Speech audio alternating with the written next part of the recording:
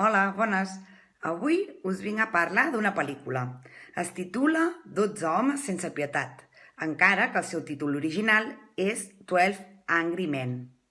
Va ser dirigida per Sidney Lumet a l'any 1957. Va de 12 homes que formen un jurat popular i han de jutjar un adolescent acusat de matar el seu pare.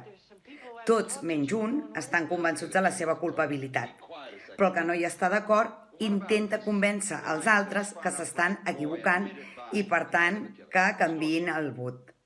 La pel·lícula és un clàssic del cinema on l'acció passa tot en una habitació i va ser rodada en 17 dies.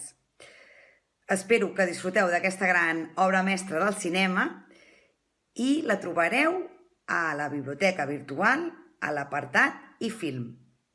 Doncs res, feliç Sant Jordi i espero que ens puguem retrobar tots ben aviat a la biblioteca. Gràcies, adeu.